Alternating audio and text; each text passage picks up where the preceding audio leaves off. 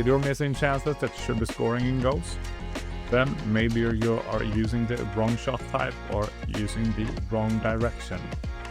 In this guide, I'll show you how finishing actually works, what the shot types are, and the one mistake most players make. I'm Alex. Regardless if you just started your goals journey or if you are an experienced player, in this guide I will show you which shot types to use in which situations, how to finish your 1v1s with goalkeepers when they are rushing and not rushing, and also I will cover the shooting stats of the players, which attributes are good to look out for and which are the most important ones. Start with the most basic shots, the power shot. You just push the circle on the PS5 controller to shoot this shot. This is like the most used shot now, so yeah. Then we have the curved shot. Just like the regular power shot, you should press circle when shooting, but here you hold R1 as well. This puts a little bit more curve on the shot and you can go around the keeper. Then we have the low shot. It is performed by just double tapping the shot button, as you can see here. Then we have a low shot, just like a power shot, but you double tap. The low curved shot. This is performed by double tapping the shot button as we did before, but here you have to hold R1 as well when you are shooting. If we go through here, we hold R1 and we get a curved shot when we are tapping the shot button instead. Then we have one of the more spectacular shots, the loaded shot, or like how many of the community members call it, the goblin shot. You see here, it's that you need to have at least 85% power followed by a tap, so like a double tap here as well. But you have to time the power of the shot as well, and as you can see, you get this green lightning. It will not affect the accuracy of the shot, but it will have more power. I thought that we could go through some live footage together, and here we discuss a little bit how you should think about shooting in different situations. So I have created a clip where I have some goals that I'm scoring. We can just talk through them. The number one rule you have in goals is you try to finish at the far post. Like when you come to the side, as I'm doing here, you should never aim for the post. Always try to go across goal. Always try to go across the goal, especially when you're coming from the side. You can do a normal power shot, you can do a low driven, you can even try a curved shot like a finish shot as well. But for me, the most reliable way right now is just try to go for the far corner with a low driven or a power shot. But as I will show you here later, that depends where you are positioned in the penalty area. But we can play through here and see that I scored this goal. And let's see, next one, I intercept and I go for a power shot at the far post. Here as well, I will cut back in, and here you can see that I went for the far post again with cutback. One thing to bear in mind here, this is not a perfect situation as we have here, but as you can see, when I play the pass, sometimes the logical thing, let's see if we go back a little bit here, let's see, when you are receiving the ball as the attacker here, maybe the logical thing would be to go for the first post here, because the keeper is moving this way physically. This would be the ideal shot because he is on the wrong foot. But in goals, when you do a cutback, always try to go for the far post, even if it feels wrong. Never go at the first post when you're doing the cutback, because like 90% of the time the keeper will save it, especially if it's shot. If you receive it and take a couple of touches, yes, you can finish at the first post, but if you do a cutback and do a first time shot, always try to aim for the far corner. That's like a golden rule. I think we have a great example here as well when we actually are going for the far post at the cutback. If I would have gone for the first post there, it would be blocked. Now I was like 2-3 meters away from the goalkeeper. You will get into situations where you're closer to the keeper as well. But as I said, always try to go for the far post. Otherwise, it's quite effective to just dribble down the line and do a ball roll and just cut in to open up the goal, and you can just do a finesse or a regular power shot as I do here as well. And here, when you are 1v1 against the goalkeeper, it's actually pretty good to just ball roll the keeper if you have the space.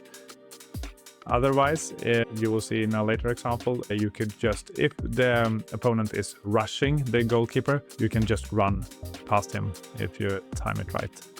As you can see here, I will go to the touchline again, and then when I see my opponent is quite passive, I can just do the ball roll and open up the angle and do the goal. Here, you can see that I actually went for the first post instead of going across the goal. This is because I'm like more in the middle of the box than to the side of it, as I was in the beginning of these clips. So when you are in the middle of the box, like right in front of the goalkeeper, then it's okay to shoot at the first post as well. It would have been a goal here either way if I went for the far post as well, but as I said, you can shoot for the first post here. Otherwise, you can see here Turbulence as well. What he does, instead of going just bursting forward and do the low driven shot, he just keeps on sprinting and open up his body so he can easily do the curve shot here. So that is one thing to bear in mind as well. If you're going for the finesse shot, try to open up your body so you can just curve it around the keeper instead. And here you will see a clear breakthrough for me. I see that Turbulence is actually trying to rush the keeper. So here, when I have so much space, just let go of the sprint button and try to be calm, because as you can see here, he triggers the run, but then he lets go of it because he wants to play a little bit of mind games here. So if you are just calm and composed, you will have the whole far post open here. So if an opponent is rushing the goalkeeper, just try to not sprint and take heavy touches. Stay calm and just go for the far post. Otherwise, we have a great example here as well. Go straight forward, and when you are at the side of the keeper, as we can see here, just try to go across the goal. The whole far corner will be open, basically. So if you have players that have good shooting and good shot power, just let it rip. It will almost be 90% goal here all the time. Then just to show you how a breakthrough can be here, like here you can see that he fully commits to the rush out of the goalkeeper, and then it's pretty easy to just go to the side of the keeper and just go around him. And if you have an open goal, it's just pushing the shooting button and it will almost certainly be a goal. And as we talked about before, like here we can see a perfect cutback, and I aim for the far corner. You can see that my shot here wasn't like the most shot power. It was pretty weak, but if you aim at the far corner, it will be a goal either way. So as you can see, don't go for the front post, go for the far post. Otherwise, like here you can see as well, I will get a chance to finish the game and here go across goal, because if I have gone in the other direction here, it will the ball would hit the keeper. See where the goalkeeper is going, and if he's coming from the other post, just try to go like I did here. I saw that he's rushing a little bit from the side, and my player is left-footed here as well, so it will be easier to just go across goal here instead of just going here, because this will almost certainly hit the keeper. Here we can see as well a pretty basic, like you're coming from the side, just a load ribbon in the far corner, which is really great. Here we can see as well far post. Yeah, as we have talked about many times now, far post is the way to go when you are shooting. As you can see, so much power, just a basic power shots, and it goes in. And here I'm at the middle of the goal. I can the front post as well, but here I go for the far post, and here I go for the front post. So, which stats actually matter for the finishing in this game? So, of course, finishing, very good if you have that in the higher numbers, but the thing to look out for here is that finishing is it's applied when you are inside the box. So if you have, for example, 99 shooting, you will get great accuracy when you are inside the box. If you are outside of the box, long shots are or the long shots attribute is applied. So you could have basically a player that has 50 finishing but 99 long shots, and then they would have greater accuracy for their long shots. And there is, I don't know the exact distance, but say 20 meters or something like that, then it's mixed between finishing and long shots. So depending on where you are on the pitch when you're taking the shots, different attributes can be applied to determine the outcome of the shot. So for example, if someone is rushing with their goalkeeper and you are outside the box and you are trying to, for example, do a shot or something like that, the long shot attribute can be applied here as well. So keep that in mind. Also, the curve in the passing column is of course applied when you're doing the curve shot as well. So the greater curve you have, the more bend you will have on those curve shots. Other than that, look out for high weak foot. There is a multiplier here. If we would have had a player with 50 weak foot, then we would divide his finishing by 2 in his finishing attribute with his left foot. Here you can see that he is right-footed, like the weak foot is a multiplier to the finishing. So if I would have had 99 weak foot, he would have the same finishing as he has on the card. But that is how the stats work.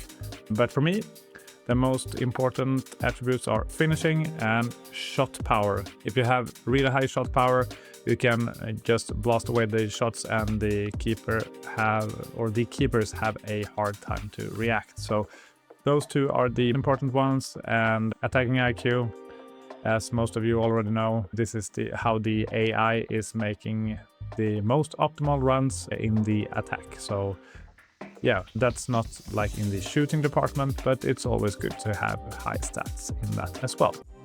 Yeah guys, this was shooting. The golden rule is try to go for the far corner almost on every shot. When you do a cutback, don't go for the front post. It will almost always be saved. Other than that, we will go through the attacking department in a future guide, so you can get to these shooting opportunities more easy. But other than that was it, and I hope you liked the tutorial. Subscribe and comment if you have any questions, and yeah, see you on the pitch.